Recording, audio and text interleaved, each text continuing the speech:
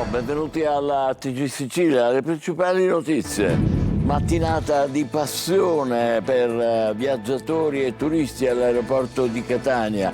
Solo a mezzogiorno lo scalo è tornato operativo dopo lo stop agli arrivi causato dall'attività dell'Etna, ora in attenuazione, ma gli inevitabili ritardi accumulati e il caos nelle informazioni fanno infuriare i passeggeri. Entreranno in vigore lunedì gli aumenti delle tariffe per traghetti e aliscafi da e per le isole minori, una stangata che paradossalmente rischia di incidere anche sul trasporto dei mezzi del 118. Dall'opposizione in regione è chiesto lo stop immediato dei rincari. Messina in lutto cittadino, alle 16:30 darà l'ultimo saluto in cattedrale ad Alessandra Frazzica, la 21enne morta nel crollo di Pistunina. Ancora senza risultati la ricerca dei corpi degli ultimi 2 dispersi. In arrivo dalla giunta regionale 223 milioni per sanità, giovani, caro voli e caro mutui.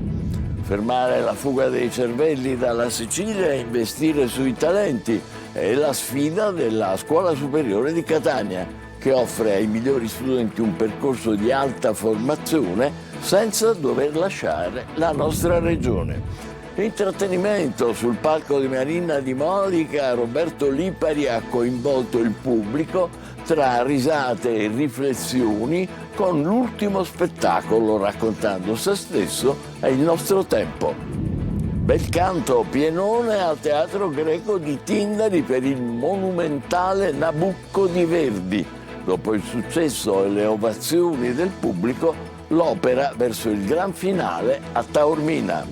Calcio, domani sera l'esordio del Catania in Coppa Italia, nella rifinitura a Norcia, Mister Longo ha provato l'11 che affronterà il Vicenza. In palio la qualificazione al secondo turno.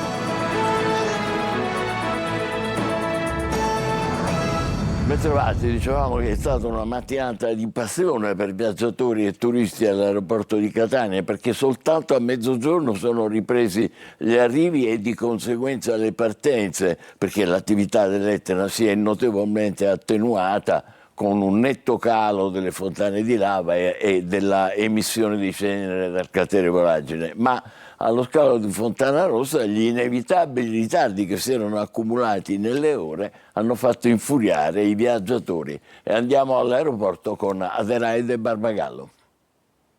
C'è un servizio qua a Catania proprio, non è impossibile. E siamo qua dalle 7, siamo qua, bambini che hanno fame, non sanno, manca una bottiglia di acqua. Il nostro volo è stato dirottato da Catania a Palermo, che l'aeroporto di Catania avrebbe organizzato un bus, però non abbiamo trovato nessuno che ci dà spiegazioni. Noi dovevamo andare a Bologna ed è stato posticipato di 12 ore. Caos, incertezze e tantissimo malumore all'aeroporto Fontana Rossa di Catania, disagi per chi deve arrivare e anche per chi deve partire tra voli cancellati e dirottati. L'attività dell'Etna ancora una volta impatta sullo scalo catanese. Turisti americani dirottati questa mattina a Roma, altri provenienti da aeroporti italiani hanno fatto scalo a Palermo, voli in partenza sospesi o dirottati, e tutto questo in pieno agosto con gravi ripercussioni sul turismo. Tutti seduti per terra, il bagno di là si è anche allagato, quindi c'è un bagno solo, bisogna andare su di sopra. Un disastro. Tutti alla ricerca di pullman, molti non sanno nemmeno di alcuni collegamenti aggiuntivi predisposti da Trenitalia. È stata una mattinata di passione con viaggiatori accampati e disorientati. Solo a mezzogiorno sono state ripristinate tutte le attività di volo in partenza e in arrivo. Ma gli inevitabili ritardi accumulati e il caos nelle informazioni fanno infuriare i viaggiatori lasciati nell'incertezza dalle proprie compagnie aeree. Ci hanno detto di spostare il volo a una data disponibile alla compagnia aerea. Bloccata anche una squadra di beach soccer. Per ora siamo nel buio più assoluto. Ci vorranno delle ore affinché tutto torni regolare. La SAC, la società che gestisce lo scalo internazionale Vincenzo Bellini, invita i passeggeri, prima di recarsi in aeroporto, di verificare lo stato del proprio volo con le compagnie aeree. Sì, sarà proprio il caso, vista la situazione. Palermo, entreranno in vigore lunedì gli aumenti delle tariffe per traghetti e scafi da e per le isole minori. La nuova stangata paradossalmente rischia di incidere anche sui trasporti dei mezzi del 118 e dall'opposizione in regione si chiede l'immediato stop a questi rincari. Mario Viola. Arriva una nuova stangata sull'estate siciliana, sul turismo e persino sui servizi di emergenza e urgenza dell'isola, o forse meglio dire delle isole minori siciliane. Mentre entra in servizio con il suo viaggio inaugurale il primo traghetto pubblico della Sicilia, il Costanza Prima, nuovo di zecca, costruito nei cantieri navali di Palermo e di proprietà della regione, scoppia parallelamente la grana del caro biglietti per le isole minori. Da lunedì prossimo, 10 agosto, scatteranno gli aumenti su tutte le tratte dalla Sicilia per le isole e viceversa. A spingere in alto le tariffe è il caro carburanti. Gli aumenti dovevano scattare già a maggio ma erano stati congelati. Adesso si parla di incrementi del 18% circa. Costi che non riguardano solo i turisti ma anche i residenti e persino i servizi di emergenza 118. Gli operatori del 118 che operano su turni infatti saranno gravati dei costi aggiuntivi ad ogni spostamento venendo dalla terraferma e in tanti hanno già annunciato la possibilità di rinunciare all'incarico. Senza considerare che va rinnovata anche la convenzione per il trasporto degli stessi mezzi di emergenza, le ambulanze ad esempio. A chiedere un intervento immediato della Regione è la senatrice Daphne Musolino, vice capogruppo al Senato di Italia Viva Casa Riformista, che parla di un colpo di grazia inaccettabile che va fermato immediatamente. Musolino rivolge un appello alla Regione siciliana. Chiedo che il presidente Schifani e l'assessore Arricò intervengano con la massima urgenza per scongiurare questo aumento letale per l'economia e per la tenuta dei soccorsi, dice. E poco fa anche il leader del PD siciliano Barbagallo, leggo sulle agenzie, ha dichiarato inaccettabile questo rincaro delle tariffe dei traghetti per le isole minori proprio a Ferragosto. Adesso cambiamo decisamente pagina. Messina alle 16:30 darà l'ultimo saluto in cattedrale ad Alessandra Frazzica, la 21enne giovanissima, morta nel crollo di Pistunina, proclamato il lutto cittadino, e nel frattempo non si arrestano le ricerche, senza esito per ora, dei corpi dei due che sono ancora dispersi. Roberta Lunghi. Messina si raccoglie nel dolore, si prepara a dare l'ultimo saluto ad Alessandra Frazzica, la giovane di 21 anni rimasta vittima del crollo della palazzina di Pistunina, avvenuto lo scorso 30 luglio. Oggi proclamato dal sindaco Basile il lutto cittadino, alle 16:30 si osserverà un minuto di silenzio prima dell'inizio dei funerali al Duomo. Il primo cittadino ha disposto la presenza alla celebrazione del gonfalone della città, listato a lutto. Per l'intera giornata saranno esposte a mezz'asta le bandiere a Palazzo Zanca e negli edifici comunali, mentre saranno sospese eventuali manifestazioni pubbliche programmate nella fascia oraria coincidente con lo svolgimento delle esequie. Alessandra era la più giovane tra le 4 vittime accertate della tragedia. Dopo l'autopsia disposta dalla procura, che indaga per disastro e omicidio colposo, la salma è stata restituita ai familiari. Nella giornata di ieri centinaia le persone che hanno reso omaggio durante la camera ardente allestita nella cappella del Policlinico, portando un fiore, stringendosi attorno alla sua famiglia. Alessandra lavorava per sostenersi agli studi. Il sogno di diventare giornalista è stato interrotto da una tragedia che continua a sconvolgere l'intera comunità.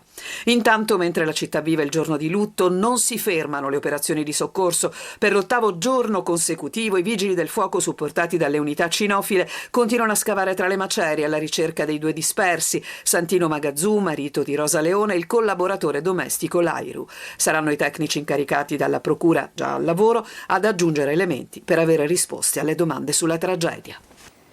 A Bolognetta, nel Palermitano, un operaio di 52 anni è caduto dall'altezza di 3 metri mentre effettuava lavori di ristrutturazione di un edificio ed è ricoverato in prognosi riservata. Sono in corso le indagini dei carabinieri per accertare se non siano state violate le norme sulla sicurezza nei cantieri. 2 sindacati, la CISL e la FILCA di Palermo, protestano. Dicono il settore delle costruzioni continua a essere tra i più esposti al rischio infortuni e allo stress termico, anche perché le regole non vengono rispettate in tutti i quartieri, così i sindacati. A Palermo sequestrati dai carabinieri 5 quintali di alimenti con multe per 23.000 euro. In alcune gelaterie sono stati trovati alimenti conservati a temperatura fuori norma e all'interno di contenitori in condizioni igieniche precarie, in alcuni casi persino arrugginiti. Ispezionata anche un'importante azienda di lavorazione delle carni con gravi carenze igieniche e irregolarità nei processi di preparazione degli alimenti. Sono stati sequestrati complessivamente 400 kg di alimenti scaduti. A Palermo la Giunta regionale ha varato la manovra di variazione di bilancio. Sono 233 milioni che vanno alla sanità per i giovani, contro il caro voli e contro il caro mutui. Manlio Viola. Lo hanno chiamato disegno di legge di coesione e crescita, vale 223 milioni di euro e di fatto sono le variazioni di bilancio che la Giunta Schifani propone al Parlamento regionale. Nella norma approvata ieri sera proprio dalla Giunta ci sono misure in favore dei giovani, delle famiglie, delle imprese e investimenti nella sanità per ridurre le liste d'attesa, ma anche fondi per pulire i bordi delle autostrade e prevenire gli incendi e per garantire la manutenzione di dighe e fiumi.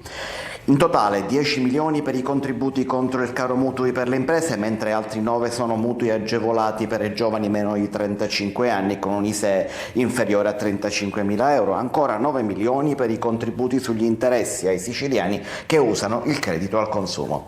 Nella sanità ci sono 3 milioni per il contrasto alle liste d'attesa e 15 per coprire gli aumenti delle prestazioni sanitarie specialistiche, ma anche 27 milioni destinati all'edilizia sanitaria e fra questi i fondi per il nuovo ospedale di Gela. Ancora 8 milioni contro il caro affitti, altri 6 contro il caro voli, 10 milioni aggiuntivi per il fondo per la disabilità, 5 per la creazione di mense scolastiche, ma anche fondi per la manutenzione delle dighe e contro l'emergenza idrica e infine i soldi per aumentare gli stipendi agli ex precari oggi stabilizzati. Pareri contrastanti sulla manovra da maggioranza e opposizione. Il prossimo passaggio sarà in commissione ormai a settembre, ma per la CGIL si tratta del solito mercato delle mance e non c'è nulla per le vere emergenze della Sicilia. Ad Augusta adesso, dopo una lunghissima attesa, si va finalmente verso il via ai lavori per il depuratore delle acque reflue. Si metterà fine così agli scarichi in mare che costringono i residenti a percorrere chilometri di strada per poter fare un tuffo nell'acqua pura. Francesco Aloi.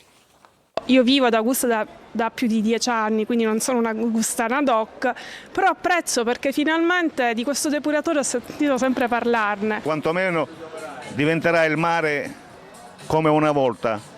Polemiche su polemiche e un'attesa durata decenni, ma adesso ad Augusta è tutto pronto per il nuovo depuratore delle acque reflue. Da qui a qualche settimana vedremo il cantiere nella nostra città e avrà la città la possibilità di godere del proprio mare. Firmato il contratto con la società che dovrà realizzarlo, si aspetta soltanto il via ai lavori entro settembre, quindi a breve.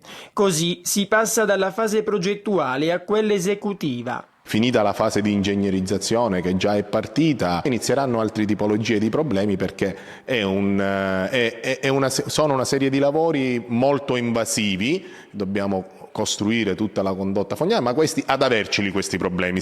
Un'infrastruttura strategica finanziata con quasi 70 milioni di euro di fondi pubblici che avrà ricadute sulla qualità del mare e quindi anche sul turismo. Come hanno scritto in una nota il sindaco di Mare e il commissario straordinario unico per la depurazione Fatuzzo, è una risposta concreta a una delle criticità storiche che la città attendeva da troppo tempo. A Catania, violenza in centro nella notte. Una coppia di turisti polacchi è stata presa di mira da 2 rapinatori in scooter. Al loro rifiuto di consegnare gli oggetti di valore, i banditi sono fuggiti esplodendo un colpo di pistola in aria. E poche ore prima in via Etnea un passante minacciato con un coltello è stato rapinato dello smartphone. Decisivo l'intervento della polizia che ha arrestato subito i 2 responsabili appena avevano cominciato a fuggire. Ancora a Catania, maxi sequestro di e-bike trasformate in scooter. L'operazione in piazza Sesicoro e in via Etnea per arginare un fenomeno di cui abbiamo già parlato, cioè il fenomeno delle bici a pedalata assistita che scorrazzano nelle aree pedonali e talvolta non potrebbero nemmeno farlo. Tonino De Mana. Stesso posto, piazza Stesicoro e stessa operazione. A Catania prosegue il blitz della Polizia Municipale contro i possessori di bici a pedalata assistita, modificate e trasformate in veri e propri scooter che il più delle volte scorrazzano in via Etnea, mettendo a repentaglio l'incolumità dei passanti. Non a caso l'operazione, coordinata dal dirigente della sezione operativa Stefano Blasco, si è concentrata nella centralissima via Etnea con squadre di motociclisti pronte ad intercettare i trasgressori per poi scortarli fino al posto di controllo nell'area antistante l'anfiteatro romano. Viaggio finito e mezzi posizionati uno accanto all'altro sul furgone con destinazione deposito alla zona industriale. Contestato l'articolo 97 del codice della strada per la circolazione con velocipede a pedalata assistita che deve essere considerato ciclomotore senza certificato di circolazione. Sul carro attrezzi per il sequestro finalizzato alla confisca sono state caricate una decina di e-bike truccate. Nel corso dell'operazione sono stati elevati numerosi verbali per il mancato utilizzo del casco, mentre diversi possessori di mezzi a due ruote non erano in regola con la copertura assicurativa o la revisione. Sequestrati anche 2 scooter privi di targa.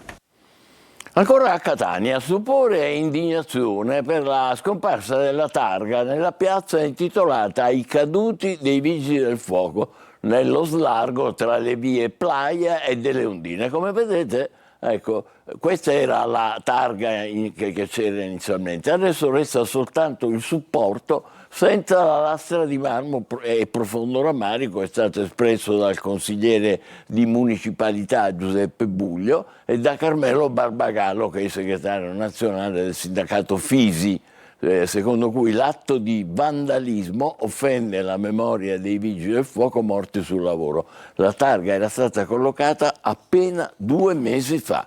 Fermare la fuga dei cervelli e investire sui talenti è la sfida della Scuola Superiore di Catania, che offre ai migliori studenti un percorso di alta formazione senza che debbano lasciare la Sicilia. Roberta Lunghi. Per molti giovani siciliani per anni eccellenza e futuro hanno significato partire. Oggi la sfida è cambiare narrazione. La Scuola Superiore di Catania è la risposta. Gli studenti di Unicit hanno una straordinaria opportunità di risiedere nel collegio di Villa San Saverio, di svolgere attività complementari ai corsi di laurea, quindi laboratori, seminari, una mobilità e anche la ricerca in istituzioni altre, sia italiane che estere. Il diploma equivale a un master di secondo livello, ma con il vantaggio di un risparmio dei tempi di conseguimento, binari paralleli dunque tra Unicit e la scuola superiore. Ma quali sono i numeri?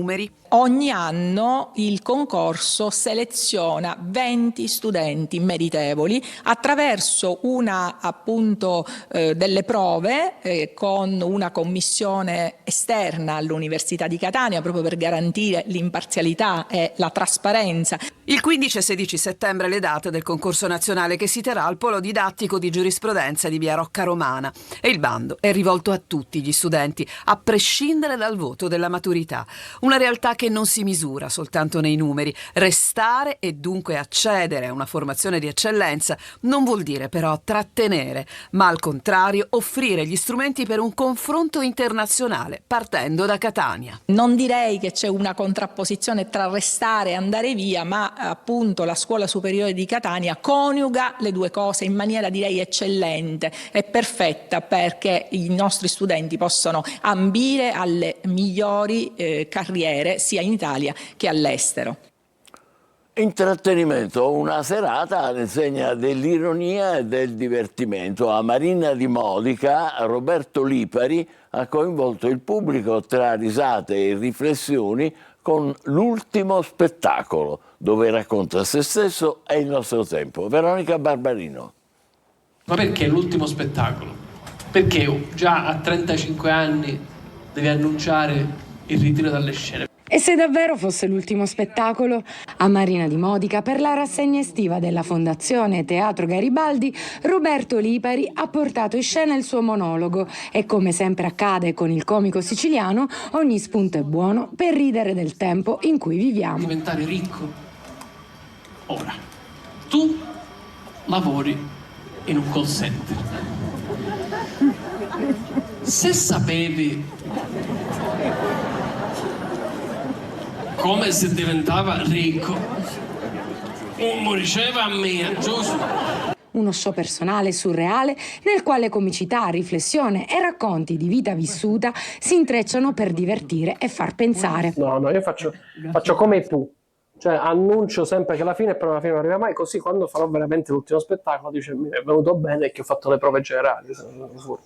Infatti sappiamo che ne stai preparando un altro. Sto preparando un altro, si chiama Ci ho ripensato. Dopo l'ultimo spettacolo ci ho ripensato, è giusto. Confermando la voglia di continuare a raccontare il presente con la sua inconfondibile ironia, Lipari è già al lavoro quindi su nuovi progetti, ma nel frattempo fino a gennaio continuerà a portare il suo spettacolo in tournée, con date in Sicilia e nel resto d'Italia. In Sicilia sarò adesso a Castellammare del Golfo l'11 di agosto, il 12 invece a Fiera di Pollina e poi c'è la chiusura che è il 9 settembre al Teatro Greco di Taormina. Non è ancora tempo di saluti quindi, ma di continuare a ritrovarsi, a ridere insieme. Allora, bel canto ora, pienone al Teatro Greco di Tindari per il monumentale Nabucco di Verdi. Dopo il successo e le ovazioni del pubblico, il tour si prepara al gran finale a Taormina con la traduzione in LIS, il linguaggio dei segni. Eva Spapinato.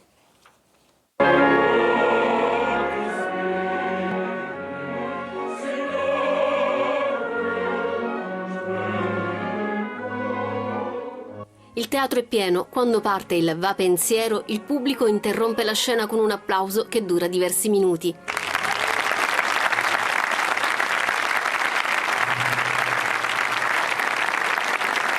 A Tindari il Nabucco conquista il tutto esaurito e chiude tra le ovazioni una delle serate più seguite dell'estate.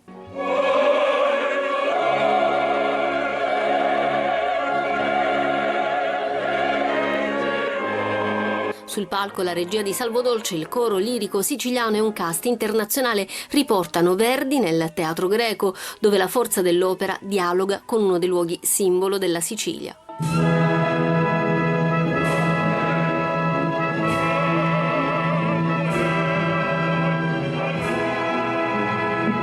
La produzione, inserita nella rassegna Il sorriso degli dei e realizzata con il Parco archeologico di Tindari, guarda già all'ultimo appuntamento del tour.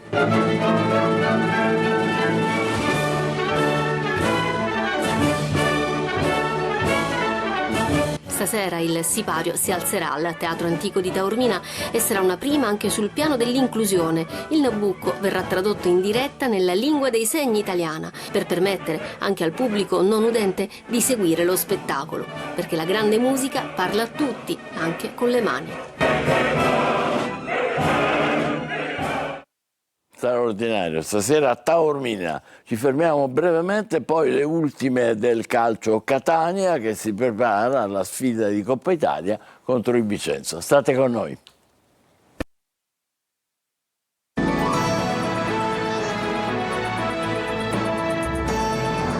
Calcio, domani sera all'esordio del Catania in Coppa Italia, nella rifinitura a Norcia, Mister Longo ha approvato l'11 che affronterà il Vicenza. In palio la qualificazione al secondo turno.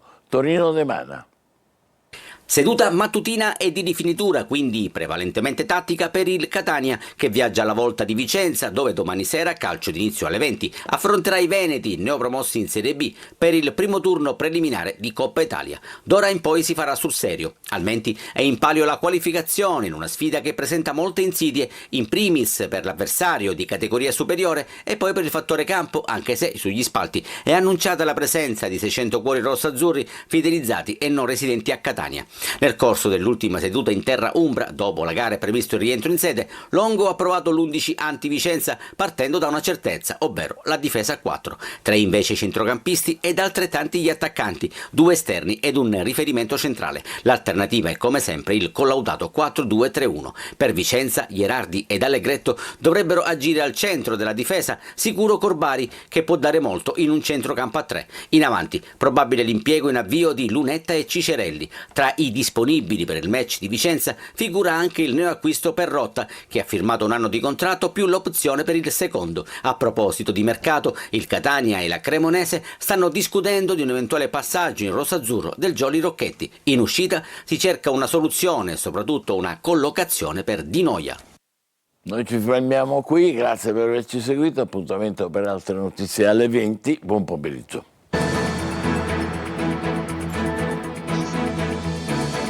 Entra nel mondo dell'informazione con l'app Sicilia Web. Resta sempre aggiornato con le news e le live in diretta.